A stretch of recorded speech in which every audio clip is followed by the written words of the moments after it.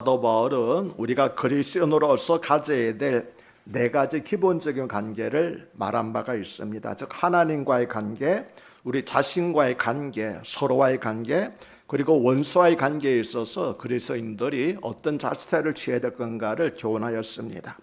로마서 13장에서는 이에 더하여서 세 가지 관계를 말하고 있습니다. 즉 국가와의 관계, 두 번째로는 율법과의 관계, 세 번째로는 주의 재림과의 관계에 대해서 말씀하고 있는데, 오늘은 그 첫 번째로 그리스도인과 국가의 관계에 대해서 살펴보겠습니다. 그리스도인과 국가의 관계를 한마디로 말하면 성실한 시민이 되라고 그렇게 하는 것입니다. 앞에서 교회 내에서의 섬김과 이웃과의 관계에 대해서 말씀한 사도 바울은 이제 국가의 관계에 대해서 말씀합니다. 사도 바울은 지금 조심스럽고 민감한 문제를 다루고 있습니다. 더구나 이 편지는 지금 당시 이스라엘을 지배하고 있던 로마 제국의 중심부인 로마에 보내는 편지입니다. 오른쪽으로 치우치면은 오용이라는 지탄을 받고, 왼쪽으로 치우치면은 반정부주의자라고 하는 낙인이 찍힐 수 있는 위험 부담을 안고 바울이 지금 이 편지를 쓰고 있는 것입니다. 이 문제는 과거 군부 정권에 있었던 한국 교회의 갈등이기도 하였습니다. 보수적인 교단에서는 교회는 정치에 참여하지 말아야 한다는 종교 분리의 원칙을 주장하였고, 반대로 진보적인 교단에서는 교회는 정치와 사회적인 문제에 적극적으로 참여한다는 종교 일치 원칙을 주장하였기 때문입니다. 그러면 지금까지 오직 복음만을 외치던 사도 바울이 굳이 이런 민감한 문제를 언급한 배경과 의도는 과연 무엇일까요? 그는 종교 분리와 종교 일치 중에서 어느 것을 주장하였을까요? 로마서의 수신자들은 대부분이 유대인 교인들이었습니다. 유대인들은 그 당시 로마 정부의 식민지 백성으로 살고 있었기 때문에 항상 정부에 대해서 반감이 많았습니다. 일제치하에서 우리 국민들이 일본에 대해 정부에 대해서 반감을 가지고 있었던 걸 생각하시면 이해가 되시겠지요. 그리고 유대인 중에서는 극렬분자, 소위 구구파라고 하는 굉장히 가격해서 로마 황제를 지도자로 인정하지 않는 사람들이 더러 있었습니다. 그들은 우리의 지도자는 하나님 외에는 없다고 주장하면서 세상의 왕을 인정하지 않았습니다. 세상 권력을 인정하지 않으니까 당연히 세금도 내지 않았습니다. 심지어 유대인이면서 세금을 바치는 사람이 있으면 그 집에 불을 지르거나 심지어는 사람을 죽이기까지 하는 그런 일들을 행하였습니다. 누가요? 극렬분자들, 구급파들이 그런 일을 행했습니다. 그리고 원수를 갚기 위해서는 로마 정부를 전복시켜야 된다는 신념으로 항상 칼을 품고 다니면서 폭력을 휘두르는 일을 예사로 여겼습니다. 이런 분위기 속에서 살고 있던 로마의 유대인 그리스도인들은 로마 정부에 대해서 어떤 태도를 취해야만 하나님께서 기뻐하실 것인지 잘 알지를 못해서 이러지도 못하고 저러지도 못하는, 세금을 바칠 수도 없고 바치지도 못 수도 없는 그런 애매한 처지에서 갈등하고 있었습니다. 그래서 바울은 이 문제에 대해서 분명한 가르침을 주고자 한 것이었습니다. 그 애매한 갈등 가운데 계속 그들을 버려둘 수 없기 때문에 분명한 가르침을 주고자 한 것입니다. 그것은 우리에게는 정부가 필요하고 정부가 필요한 이상 국가에 대해서 우리가 해야 될 책임이 있다는 것입니다. 동시에 이웃에게 원수를 갚지 말라고 하신 원리는 정부와 국가에 대해서도 마찬가지라는 것입니다. 원수 갚는 것은 하나님에게 맡기라고 하신 것은 개인과 개인의 경우에만 적용되는 것이 아니라 국가에 대해서도 동일하게 적용된다는 것입니다. 그러므로 유대 나라의 원수를 갚기 위해서 로마를 향하여 대항하여서 정치적인 반란을 시도해서는 안 된다는 것입니다. 이런 의미에서 13장의 내용이 시작되고 있는 것입니다. 그리스도인은 국가에 대해서 어떤 자세를 가지고 있어야 할까요? 가장 중요한 원리는 1절 말씀에 있습니다. 1절 말씀은 각 사람은 위에 있는 권세들에게 복종하라. 왜냐하면 권세는 하나님께로부터 나지 않음이 없나니 모든 권세는 다 하나님이 정하신 바라는 것입니다.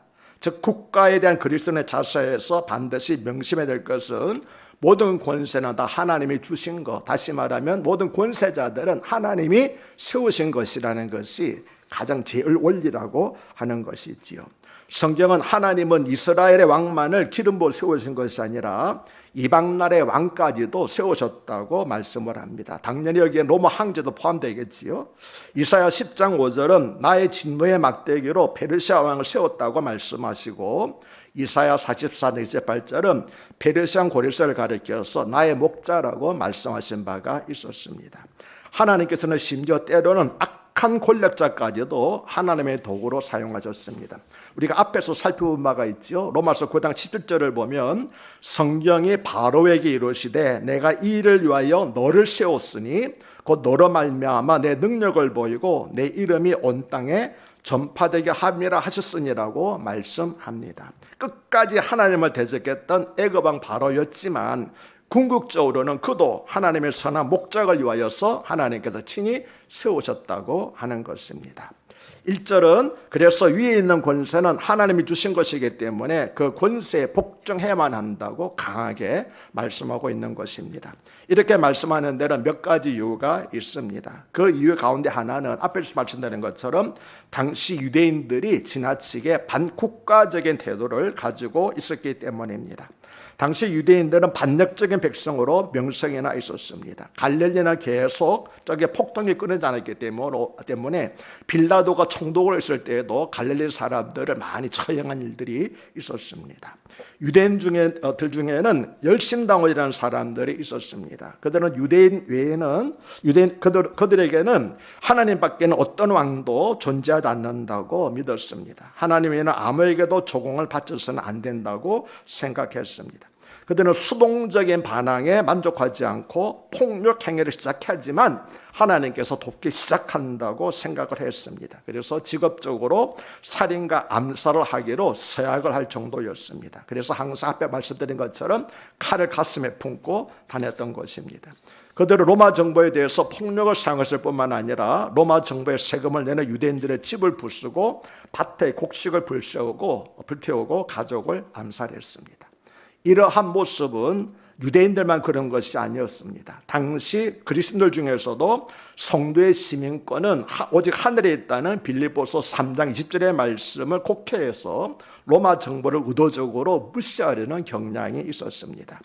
부도덕한 로마 황제와 민중을 수탈하는 지배계층에 대해서 심한 반감을 가지고 있었습니다. 그래서 그들은 세상 정부에 대해서는 무시하고 반감을 갖고 예수만 잘 믿고 그러다가 천국 가면 된다는 생각을 가지고 있었습니다. 이렇게 정치와 권세에 대해서 부정적인 생각을 가지고 있던 당시 유대인들, 그리고 그 영향을 다분히 받고 있던 기독교인들에게 사도 바울은 각 사람은 위에 있는 권세들에게 굴복하라. 권세는 하나님께로부터 나지 않음이 없나니 모든 권세는 다 하나님이 정하신 바라고 가르친 것입니다. 당연히 많은 사람들이 이 말을 듣고 좀 고깝게 생각하고 마음속으로 언짢게 생각을 했겠지요. 바울은 이어서 그 권세를 2절에서는 다시 하나님에게로 연결시킵니다. 그것은 그러므로 모든 권세는 하나님께서 주신 것이기 때문에 권세를 거스르는 자는 하나님의 명을 거스르느니 거스르는 자들은 심판을 자취하리라고 말씀을 합니다. 하나님께서 주신 권세를 거스르는 것은 결국 뭡니까? 그 권세를 주신 하나님을 거스르는 것이기 때문에 하나님께서 그에 대해서 반드시 심판하실 것이라고 하는 엄한 경고를 하고 있는 것입니다. 일찍이 하나님께서는 여러분 잘 아시는 것처럼 아론과 미리암이 모세에게 비방한 적이 있었잖아요. 그때도 하나님께서 뭐라고 말합니까? 너희가 왜 내 종 모세를 비방하느냐? 그렇게 말씀하셨습니다. 내가 모세를 세웠는데 너희가 모세를 거역하는 것은 결국 누구를 거역하는 거냐? 나를 거역하는 것이라고 꾸짖으면서 그 모세를 비방하는 앞장을 썼던 미리암이 나병 걸리게 그렇게 하신 것이었습니다. 그러니까 하나님께서 주신 권세를 거부하는 것은 결국 하나님을 거부하는 것이라고 하나님께서는 받아들이신다는 것이지요. 그래서 3절과 4절에서 다스리는 자들은 선한 일에 대하여 두려움이 되지 않고 악한 일에 대하여 되나니 네가 권세를 두려워하지 아니하려느냐? 선을 행하라. 그리하면 그에게 칭찬을 받으리라. 그는 하나님의 사역자가 되어 내게 선을 베푸는 자니라. 그러나 네가 악을 행하거든 두려워하라. 그가 공연히 칼을 가지지 아니하였으니 곧 하나님의 사역자가 되어 악을 행하는 자에게 진노하심을 따라 봉헌하는 자녀라고 말씀을 합니다. 4절 안에 하나님의 사역자라는 말이 2번이나 강조되고 있습니다. 이 하나님의 사역자가 누굽니까? 유대인 아닙니다. 믿는 사람 아니죠. 이방인 권세자 아닙니까? 그런데 하나님의 사역자라고 그렇게 말씀하고 있습니다. 죄의 확산을 방지하기 위해서 하나님께서 이 권세자들, 다시 말하면 공권력을 세우셨다는 것입니다. 공권력은 악을 행하는 자들에게는 두려운 존재로 나타납니다. 하지만 선을 행하는 이에게는 선을 베푼다는 것입니다. 그러므로 선을 행하는 사람들은 어떤 권세자가 세워진다 할지라도 두려울 필요가 없다는 것이죠. 왜 선을 행하는 사람에게 누가 악을 행하겠습니까? 그런 일이 결코 없다는 것이죠. 그러나 악을 행한다고 그러면은 너희는 반드시 두려워하라. 왜냐하면 권세자들은 악을 행하는 자들을 두렵게 하기 위해서 권세자를 세웠다고 하는 것이고, 이거는 법을 세운 것도 마찬가지입니다. 우리나라에 왜 이렇게 악한 범죄가 행하고 있습니까? 각자 여러 가지 이유가 있겠지만 제가 생각할 때는 법이 너무 물러서 그렇습니다. 너무 약한 거예요.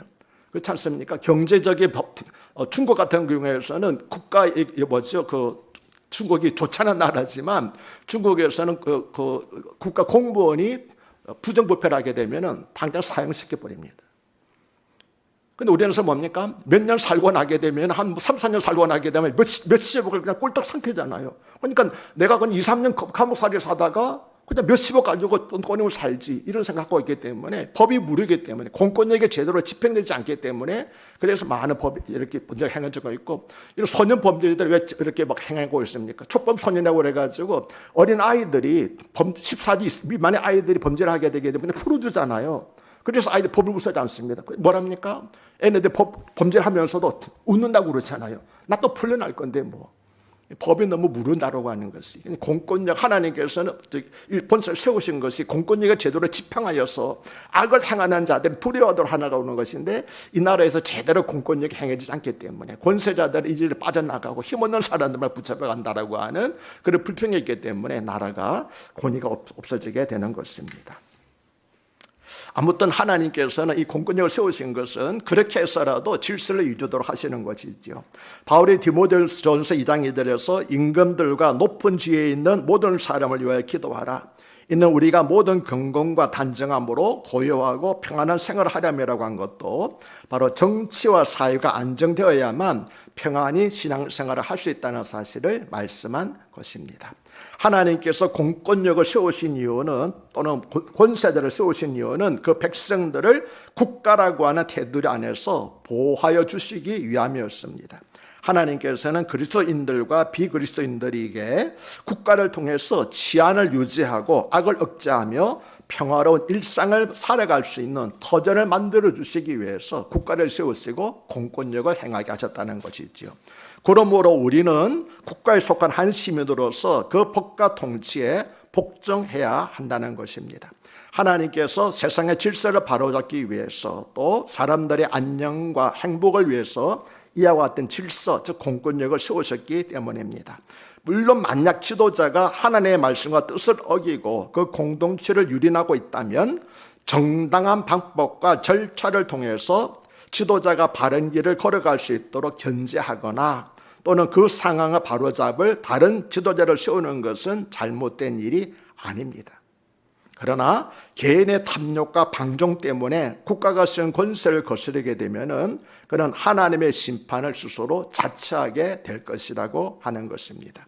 이 땅의 국가가 하나님의 말씀에서 어긋난 것을 강제하지 않는 이상 우리는 그 통치에 순종하는 것이 옳습니다. 민주주의라는 건 무엇입니까? 내가 반대한다 할지라도, 어떤 사람이, 내가 원하지 않는 사람일지라도 나보다 더 많은 사람들이 그를 지도자를 세울 수 있으면은, 내가 원치 않는다 할지라도, 내가 뽑은 사람이 아니라 할지라도 그 권세를 인정하고 따르는 것이 민주주의 아닙니까? 그런데 오늘 우리나라 민주주의 국가라는 말은 하면서도 뭡니까? 내가 뽑지 않았다고, 내가 투표하지 않았다고 그래가지고 계속 거부하고 끌어내리려고 하는 것이, 이 무슨 민주주의입니까? 이 민주주의가 아니라는 것이죠. 민주주의라는 것은 비록 내가 투표하지 않았다 할지라도 나보다 더 많은 사람들이 그를 뽑았으면 그를 인정하고 따르는 것이 민주주의인데, 우리나라는 민주주의 기본조차도 알지 못하고 있는 것입니다. 하나님께서 공권력을 세우신 것은 율법을 주신 것 같아서 선을 장려하고 악을 징벌하기 위해서입니다. 여러분, 지상에 법이 없고 사회 정의가 없다면, 다시 말하면 무정부 상태가 된다면 어떻게 되겠습니까? 참 많은 일들이 일어나게 되겠지요. 그러나 부패한 인간은 물론 때로는 독재와 행포를 일삼기도 합니다. 그리고 악한 영의 사주를 받아서 하나님의 교회를 단합하기도 합니다. 이럴 경우에도 교회는 정권을 타도하는데 앞장서는 것이 아니라 일찍이 사드락, 메삭, 아벳노고가 모범을 보여준 것처럼 어떻게 했습니까? 심판은 하나님께 맡기고 그리 아니하실지라도라고 하면서 내 믿음을 지켜나가는 것이 교회가 해야 할 행동이지, 교회가 정권 타도에 앞장서서 나서는 안 된다고 하는 것이지요. 그래서 심판은 하나님께 맡기고 그리 아니하실지라도 하고 박해를 감내하는 것, 이것이 악에게 지지 말고 손으로 악을 이기는 방법이라는 것입니다. 다시 말씀을 드리면은 폭력이나 무력으로 대하는 것이 아니라 신앙의 정절을 지키면서 각자 제 위치에서 맡은 임무에 충실하는 것입니다. 여러분, 다리오 왕이 무엇 때문에 다니엘을 신임하게 되어서 수석 총리로 중용하였습니까? 그에게서 아무 틈과 허물을 찾을 수가 없었기 때문입니다. 다리오 왕은 이방 사람 아닙니까? 그리고 다니엘은 유대인이잖아요. 그럼에도 불구하고 그에게 아무 틈과 허물을 찾을 수가 없었기 때문에, 그래서 비록 포로 출신이고 유대인이지만 그를 수석 총리로 세웠던 것입니다. 이처럼 그러므로 요소요소에 있는 그리스도인들이 각자 자기 일을 맡은 자리에서 성우가 빛의 역할을 감당하여 선한 영향력으로 세상을 변화시켜 나가라고 하는 것이 성경의 가르침이라는 것입니다. 교회가 세상 권력과 야합하게 되면 타락하게 됩니다. 반대로 권력이 교회를 핍박하게 되면 교회는 환난을 당할 수밖에 없습니다. 왜냐하면 교회가 추구하는 것은 세상 나라가 아니라 하나님의 나라와 그의 의를 구하는 것이기 때문입니다. 예수님께서 억울하게 재판을 받으시고 십자가에 넘겨지셨잖아요. 그때 뭐라고 말씀하셨습니까? 내 나라는 여기 이 땅에 속한 것이 아니라고 말씀하셨습니다. 지금이라도 내가 하늘군대로 동할 수 있지만 하시면서 예수님께서는 세상 권력에 대항하지 않으시고 십자가를 가르셨던 것, 그것이 우리가 본받아야 될 길인 것입니다. 마지막으로 사도 바울은 국가에 대한 그리스도인의 의무에 대해서 크게 두 가지를 말씀했습니다. 첫째는 5절에서 그러므로 복종하지 아니할 수 없으니 진노 때문에 할 것이 아니라 양심을 따라 할 것이라고 말씀을 합니다. 형벌이나 죽음이 두려워서 억지로 하는 복종이 아니라 신앙 양심에서 우러나오는 복종을 하라고 하는 것입니다. 무엇이 신앙 양심입니까? 모든 권세자는 하나님께서 세우셨다고 하는 그것이 신앙 양심이라는 거죠. 다른 역사가 아니라고 하는 것입니다. 이것은 역사의 주관자가 하나님이시고 그 역사의 주관자 하나님께서 그 권력자를 세우셨다고 인정할 때에 우리는 세상 권력자에게도 복종할 수 있다고 하는 것이죠. 이것이 바로 억지로 하는 것이 아니라 신앙 양심으로 바로 믿음으로 하고 하라는 그런 말씀입니다. 그러므로 그리스도인들이 권세자에게 복종하는 것은 사람에게 복종하는 것이 아니라 그 권세를 주신 하나님의 주권에 대해서 복종하는 것입니다. 아멘이십니까? 그래서 미가 선지자는 미가서 6장 9절에서 너희는 매를 순히 받고 그것을 정하신 자를 순종할지니라. 다시 말하면 정부가 국가가 권력이 너에게 징계를 할 때는 그것을 정하신 하나님께 순종하라. 국가에 대항하지 말라고 그렇게 말씀을 한 것입니다. 둘째는 6절과 7절에서 너희가 조세를 바치는 것도 이런 말미암이라 그들이 하나님의 일꾼이 되어 바로 이 일에 항상 힘쓰느니라. 모든 자에게 줄 것을 주되 조세를 받을 자에게 조세를 바치고 관세를 받을 자에게 관세를 바치고 두려워할 자를 두려워하며 존경할 자를 존경하라고 납세의 의무를 다하라고 말씀합니다. 이전에 사용하던 기억 한글 성경에서는 조세를 공세로 그리고 관세를 국세로 번역하였는데 공세는 정부에서 강제로 부과하는 직접세를 가리키고 국세는 간접세, 즉 일반적인 세 같은, 말하자면 부가가치세 같은 것, 이런 것들을 말합니다. 세금을 바치하는 것은 저희가 하나님의 일꾼이 되어 국가의 안녕과 질서 유지에 힘쓰기 때문입니다. 그래서 그들을 가리켜서 4절에서는 하나님의 사역자라고 하고 6절에서는 하나님의 일꾼이라고 한 것입니다. 이는 하나님께서 그들을 들어 쓰시기 때문입니다. 그들은 비록 개인적으로는 하나님을 알지 못할지라도 결국은 하나님의 일을 하고 있기 때문에 하나님의 사역자요 하나님의 일꾼이라고 부른 것입니다. 그것은 앞서 말씀드렸듯이 페르시아 왕 고레스를 나의 목자라고 표현한 것을 통해서도 알 수 있습니다. 그래서 조세를 받을 권력을 갖고 있는 사람들에게는 조세를 바치고 관세를 받을 권리 갖고 있는 사람들에게는 관세를 바치라고 그렇게 말씀한 것입니다. 사도 바울은 선한 시민의 의무 가운데 하나로 납세를 이처럼 들고 있습니다. 국가는 시스템을 유지하기 위한 경비로 국민들에게 세금을 부과합니다. 선한 시민은 자신이 속한 국가에 속하여 그 안에 누리면서 살아간 혜택을 위하여서 기꺼이 그 비용을 지불하는 사람입니다. 하나님의 백성은 하나님께 자신의 소유를 헌금으로 드리는 것처럼 국가에 성실히 세금을 납부하는 것도 신앙의 한 부분이라는 사실을 잊지 말아야 할 것입니다. 또한 반대로 나라의 법을 집행하는 사람들은 국가의 재산이 국가와 국민을 위해서 선용할 수 있도록, 다시 말하면 개인적인 비리와 탐욕을 위해서 사적으로 사용하는 일이 없도록, 그래서 국가 세금을 제대로 집행해야 될 것입니다. 어느 시대건 국가의 법을 지키고 세금을 내는 것은 마땅한 국민의 자세입니다.